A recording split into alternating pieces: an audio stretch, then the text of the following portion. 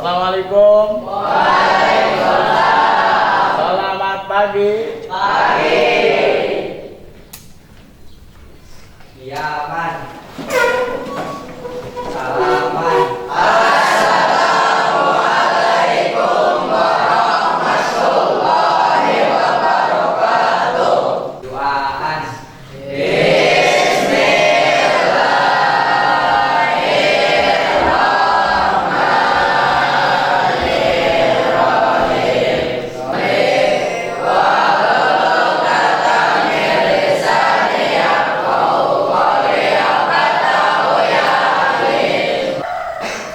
Baik, alhamdulillah anak-anak, pada kesempatan pagi hari ini sebelum kita melanjutkan pembelajaran, Bapak mau mencoba mengabsen terlebih dahulu.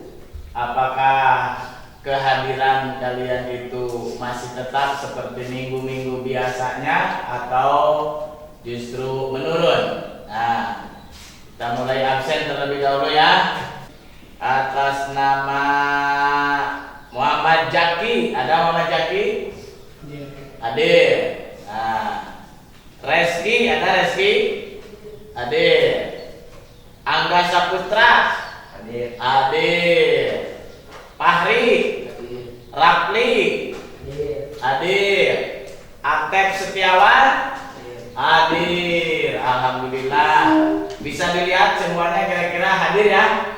Teman kita ada yang tidak hadir? Tidak ada, semuanya hadir? Hadir dalam keadaan sehat? Alhamdulillah. Nah, awas, nikmat sehat itu nikmat yang sangat luar biasa. Dengan kesehatan kita bisa melaksanakan aktivitas, termasuk belajar di sekolah.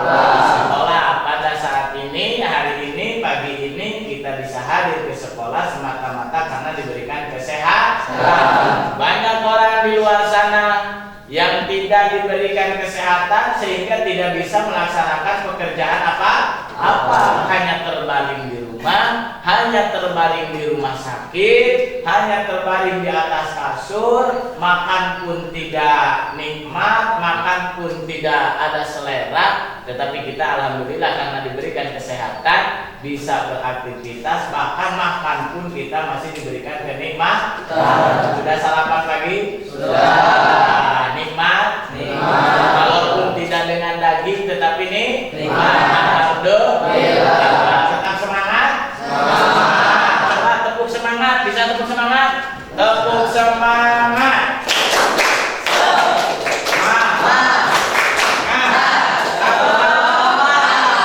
Satu kali lagi. Tepuk semangat.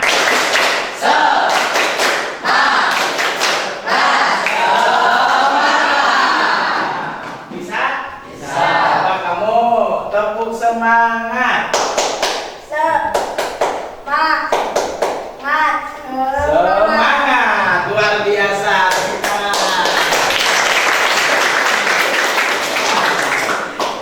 Baik, lanjut.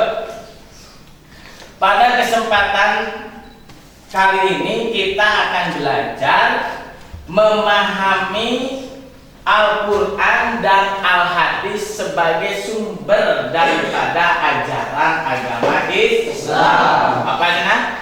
Al-Quran dan Al-Hadis sebagai sumber daripada ajaran agama Islam. Nah, di sini ada yang luar Islam? Tidak ada, semuanya agama Islam. Maka agama Islam sumber daripada ajarannya itu di Al-Quran dan di Al-Hadis. Kita harus tahu apa itu Al-Quran, apa itu Al-Hadis, agar kita bisa menjadikan Al-Quran sebagai sumber ajaran hidup kita di masa hidup. Jangan sampai kita mencari petunjuk hidup itu di luar daripada Al-Quran. Nah, makanya harus kita paham. Baik, sebelum kita melanjutkan terhadap Al-Quran, tolong baca terlebih dahulu, buka surat An-Nisa ayat 59 dan surat An-Nahl ayat 64. Buka Al-Qur'annya. Al-Qur'annya sudah dibuka? Nah, coba kalau sudah dibuka, saudara Angga baca terlebih dahulu ayatnya.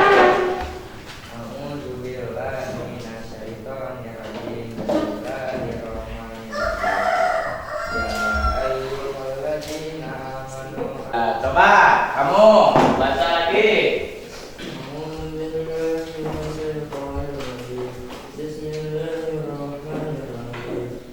Coba surat An-Nahl. Coba baca.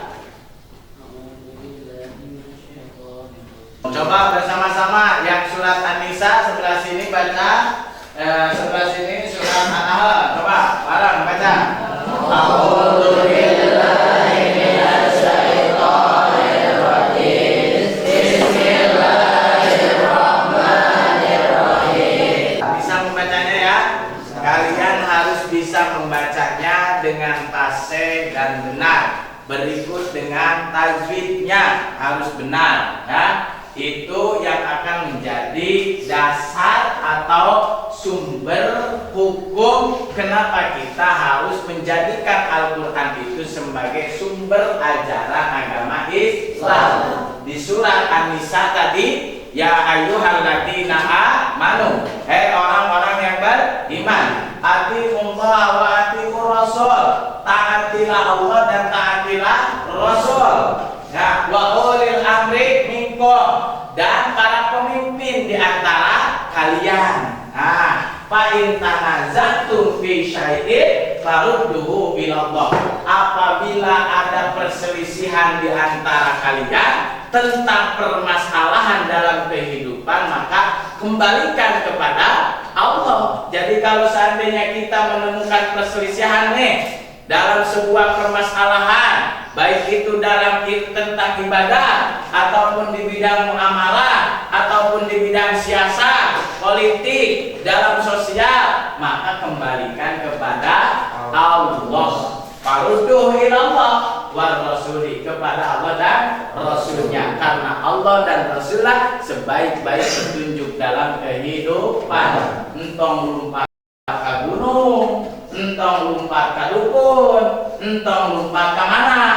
Karena online, tapi biasa Allah jeung Rasulnya. Awas, banyak orang yang ketika dalam hidupnya sulit akan rezekinya, sulit akan pekerjaannya, ternyata dia itu tidak kembali kepada Allah. Padahal Allah sudah menjanjikan urusan rezeki itu. Wa ma min dabbatin fil ardi illa 'alallahi rizquha.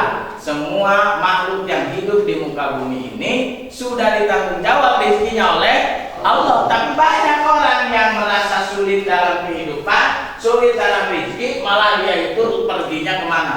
Ke gunung, ke dukun, minta doa, minta apa, minta ini, itu salah. Justru kita itu harus kembali kepada Allah dan Rasul. Tanyakan kepada Allah, buka Al-Qurannya, petunjuknya, agar kita mendapatkan rezeki yang banyak dari Allah Subhanahu wa Ta'ala.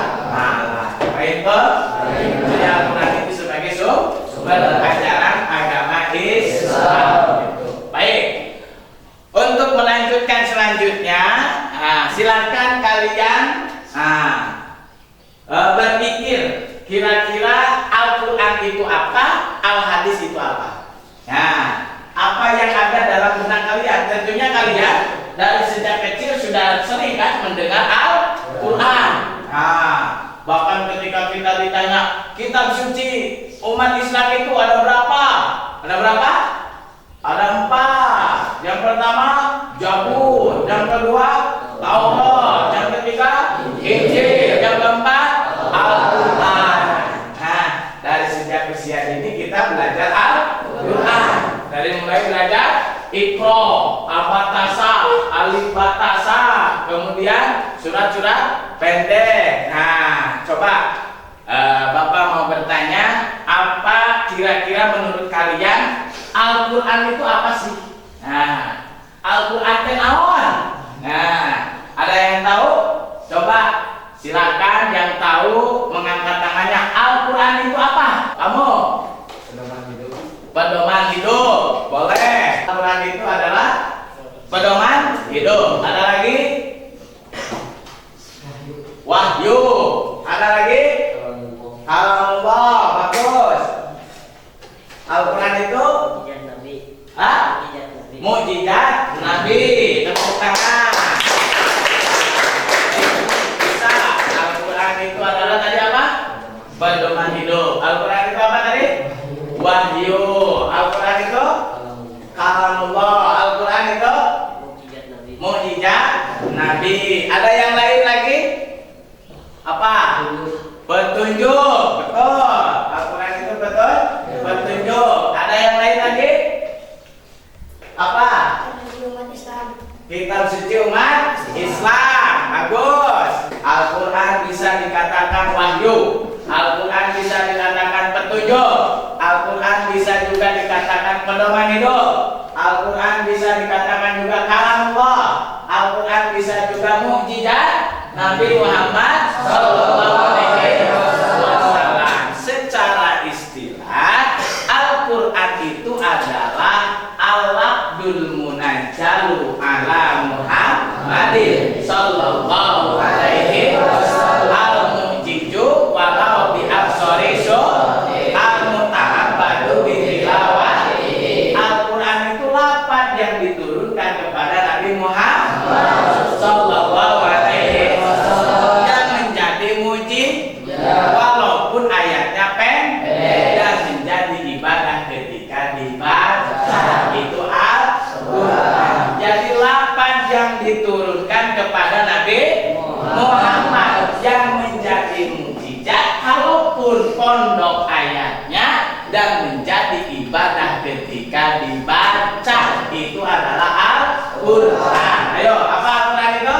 Lafaz yang diturunkan kepada Nabi Muhammad Sallallahu Alaihi Wasallam yang menjadi walaupun dengan ayat yang paling pendek yang menjadi ibadah ketika dibaca. Kawan, hanya satu yang ketika dibacanya itu menjadi nilai ibadah adalah Al-Quran. Kalaupun kita tidak paham terhadap apa maknanya, kita membaca lafaz Al-Quran bikulli harfin asyru amsalihah. Dari setiap huruf yang kita baca di Al-Quran itu kita mendapatkan pahala 10 kebaikan. Nah, beda dengan yang lain. Beda dengan yang lain. Kita baca Quran jadi ibadah tuh. Kita baca apa komik bisa jadi ibadah nggak? Tidak.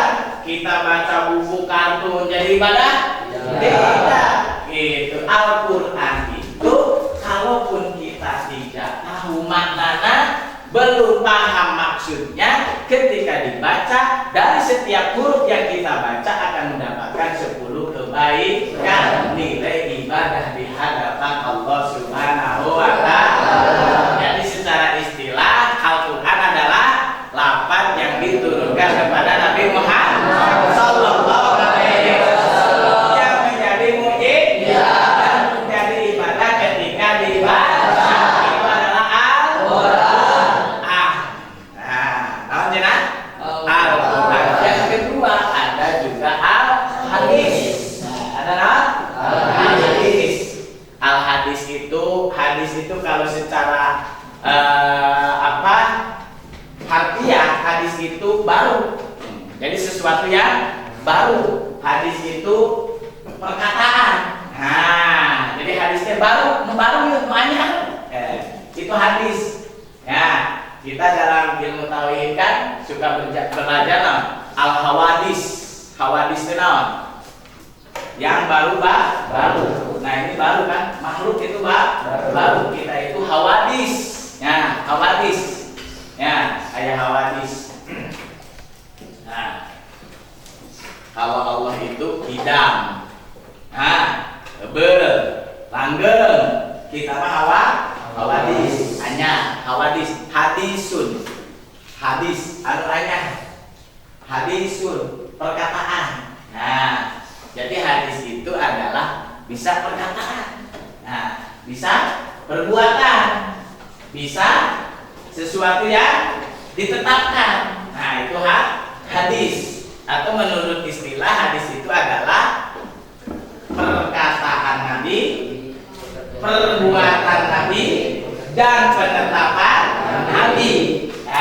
yang menjadi syariat atau tuntunan bagi umatnya. Itu namanya hadis. Apa yang pernah diungkapkan oleh Nabi, apa yang pernah diperbuat oleh Nabi, apa yang pernah ditetapkan oleh Nabi, dan menjadi tuntunan yang harus dilaksanakan oleh umatnya. Itu namanya hadis. Apa? Hadis. Ya, jadi harus bisa membedakan. Ada Al-Quran, ada hadis. Jadi hadis mah perbuatan Nabi, perkataan Nabi, penetapan Nabi yang menjadi tuntunan yang harus dilaksanakan oleh umat, menjadi syariat bagi umatnya. Itu namanya hadis. Sampai di sini bisa dipahami? Bisa dipahami? Nah, oke. Kalau begitu, sebelum dilanjutkan, coba kalian mana nih? Coba kalian diskusikan ya. Ini dibagi satu persatu. Nah, kelompok ini juga, ini kelompok ini. Ya. Coba kamu tuliskan, simpulkan sesuai dengan pemahaman kalian ya. Al-Quran itu apa? Ya, ditulis. Al-Quran itu apa? Hadis itu apa? Kemudian tadi surat An-Nisa dan surat An-Nahlnya ditulis. Nah, ditulis di buku itu. Kemudian nanti kalian tulis juga nama-nama Al-Quran. Nama Al-Quran apa saja? Ya, ada Al-Quran, ada nama lagi. Al-Furqan, ada apa lagi? Ad-Dzikra ya, Ad-Dzikra ya. So, coba kalian simpulkan, tulis di sini dan nanti kalian jelaskan. Ya. So, coba silakan. Bapak kasih waktu 10 menit. Ya. 10 menit kalian tulis di sana.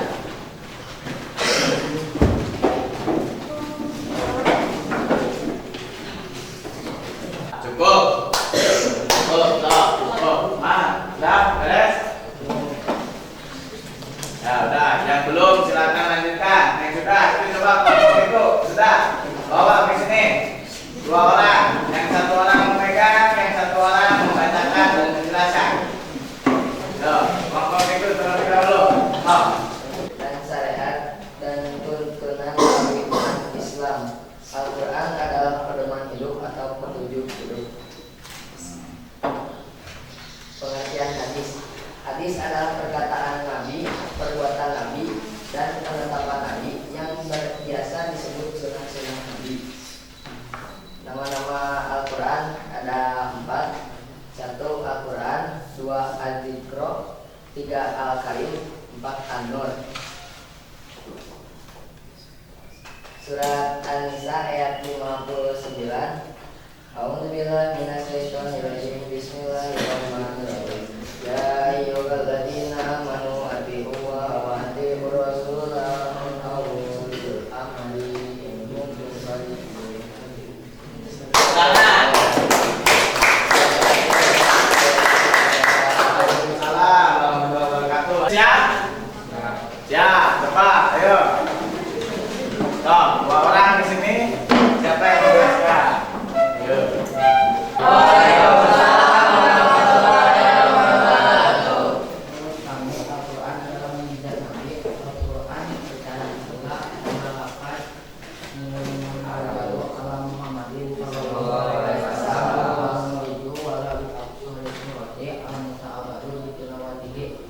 yang artinya apa yang diturunkan kepada Nabi Muhammad dan menjadi hujjah walaupun ayat-ayatnya yang pendek yang menjadi ibadah ketika dibacanya. Lalu kedua sering disebut Al-Nur dan Al-Tori. Terus Ya, Assalamualaikum warahmatullahi wabarakatuh. ya, baik. Luar biasa. Nah, yang ini sudah siap?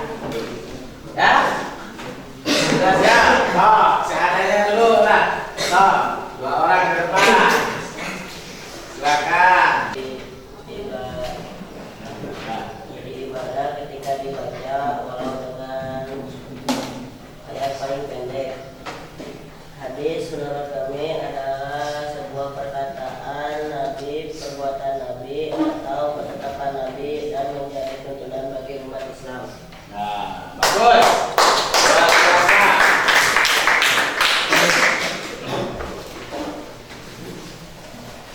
Baik, alhamdulillah setelah penyampaian dan mendiskusikan, walaupun sederhana, intinya kalian harus bisa menjelaskan, harus bisa memberikan sebuah penjelasan bagi diri kita sendiri ataupun bagi orang lain, dan harus bisa memahami apa itu Al-Quran, apa itu hadis, agar dalam kehidupan ini kita selalu menjadikan pegangannya itu adalah Al-Quran dan Al-Hadis. Baik, sampai di sini ada yang ditanyakan sekitar Al-Quran dan Al-Hadis atau yang lainnya? Coba dari kelompok ini ada dua orang yang bertanya, dari kelompok itu dari sebelah sini juga ada yang bertanya. Silakan. Ayo, sok coba. Dalam Al-Quran, ayat-ayat dalam Al-Quran ada berapa? Ayat di dalam Al-Quran itu ada yang menyebutkan 6.666 ayat. Ada juga yang mengatakan 6.256 ayat. Nah, itu beberapa pendapat. Jadi ada yang mengatakan 6.666 ayat, ada yang mengatakan 6.256 ayat. Nah, itu mah terserah. Yang lebih yakin kalian coba baca satu persatu ayatnya sampai tuntas. Al-Fatihah ada berapa surat, Al-Baqarah ada berapa surat, Ali Imran ada berapa surat, jumlahkan oleh kalian. Ya, karena terutama di dalam bismillah itu kan ada yang berbeda pendapat. Ada yang bismillah itu termasuk ayat, ada juga bismillah itu bukan termasuk ayat. Maka itu akan berkurang ayatnya. Yo, siapa lagi? Apa? Al-Quran Allah turunkan kepada Nabi Muhammad itu selama 23 tahun. 23 tahun di kota Mekah dan di kota Madinah. Dan itu pun bertahap, berangsur-angsur. Tidak langsung Allah turunkan kepada Nabi Muhammad, tidak. Tetapi melihat situasi dan kondisi yang dibutuhkan oleh umat pada saat itu. Nah, itu Al-Quran yang diturunkan oleh Allah Subhanahu wa Ta'ala. Diawali dengan surat Al-Alaq, yaitu Iqra bismi rabbikal ladzi khalaq, khalaqal insana min 'alaq, dan diakhiri dengan ayat yang paling terakhir, yaitu Al-yauma akmaltu lakum dinakum wa atmamtu 'alaikum nikmati wa raditu lakumul Islama dinan. Baik, ada lagi? Ayo, ayo apa? Kemuliaan Al-Quran? Kemuliaan Al-Quran. Oh, banyak kemuliaan Al-Quran. Al-Quran itu bukan hanya Al-Qurannya yang mulia. Orang yang bisa membaca dan mengamalkan Al-Qurannya pun itu akan menjadi orang yang mulia. Ya, apalagi kalau seandainya kita mampu menghafal Al-Quran di luar kepala, bisa dihafal, bisa hafid Quran, maka orang tersebut adalah orang yang paling mulia. Ya, kenapa? Rasulullah menjadi manusia yang mulia karena huruf-huruf Quran. Akhlaknya itu menggambarkan Al-Quran. Apa yang ada di dalam Al-Quran itu ada dalam dirinya Rasulullah Sallallahu Alaihi Wasallam. Makanya Rasulullah sempat ada yang mengatakan Rasulullah itu adalah Al-Quran yang berjalan. Itu mulia Al-Quran. Apa? Apa? Pengertian hadis sahih. Hadis sahih itu hadis yang sanad hadisnya sampai ke kepada Rasulullah Sallallahu Alaihi Wasallam. Jadi ada hadis itu nanti bertingkat. Ada yang rawi hadisnya, sanad hadisnya sampai kepada sahabat. Ada yang rawi hadisnya sampai kepada Rasulullah. Ketika kita dalam hadis qala Rasulullah sallallahu alaihi wasallam al-Bukhari wa Muslim. Nah, itu mah orang yang terakhir. Hadisnya dari Rasulullah, berarti hadisnya hadis sahih. Ada juga yang dari sahabat. Qala Abi Hurairah. Nah, itu mah berarti kepada sahabat. Nanti beda lagi nama hadisnya. Ada hadis sahih, ada hadis hasan, ada hadis dhaif, ada hadis marfu, ada hadis mauquf. Ya, itu beda-beda. Nanti kita belajar tentang ilmu hadis. Lanjut. Ada lagi? Ayo. Kenapa surat At-Taubah tidak diawali dengan bacaan bismillah? Menurut sebagian ahli tafsir, kenapa surat At-Taubah itu tidak diawali dengan bismillah? Karena dalam surat At-Taubah itu ada ayat yang menceritakan tentang qatil. Apa itu qatil? Peperangan. Di mana di dalam peperangan itu terjadi pembunuhan. Yang namanya perang itu pasti ada yang kalah, ada yang menang, ada yang dibunuh, ada yang terbunuh. Itu perang itu prinsipnya membunuh atau terbunuh, membunuh musuh atau kita terbunuh oleh musuh. Makanya tidak memakai bismillah, karena masa mau membunuh bismillahirrahmanirrahim. Nah, identiknya seperti itu. Makanya tidak diawali dengan bismillah. Baik toh? Ada lagi? Ayo, apa? Apakah orang pertama yang menulis lafaz bismillah? Siapakah? Orang yang pertama kali menulis lafaz bismillah. Orang yang pertama kali menulis lafaz bismillah. Siapa? Ayo. Saha? Saha? Ada yang tahu? Siapa? Orang yang pertama menulis bismillah. Ya, orang yang pertama kali menuliskan Al-Quran. Di zaman siapa yang Al-Quran ditulis? Di zaman Khalifah siapa Al-Quran mulai dituliskan? Utsman bin Affan. Ya, jadi saat itu pula Al-Quran bismillah dituliskan. Ya, ada lagi? Masih? Udah cukup ya? Cukup. Alhamdulillah, dari awal sampai akhir pembelajaran kita pada pagi hari ini yaitu memahami Al-Quran dan Al-Hadis sebagai sumber hukum atau sumber ajaran agama Islam. Awas. Jadi kita harus benar-benar paham. Ya. Awas, yang terakhir ini ada sebuah untaian kata hikmah. Al-Quran dan hadis menjadi sumber ajaran dan pedoman dalam menjalani kehidupan. Al-Quran berfungsi sebagai pedoman dan sumber dasar, sedangkan hadis berfungsi memberikan penjelasan atau rincian, yakni dengan penjelasan maksud ayat atau memberi bimbingan untuk berperilaku sesuai tuntunan Al-Quran. Baca dan pahami keduanya, niscaya kita akan selamat menjalani kehidupan. Jadi kalau kita ingin selamat dalam menjalani kehidupan ini, baca Al-Quran dan Al-Hadis, pahami Al-Quran dan Al-Hadis. Bahkan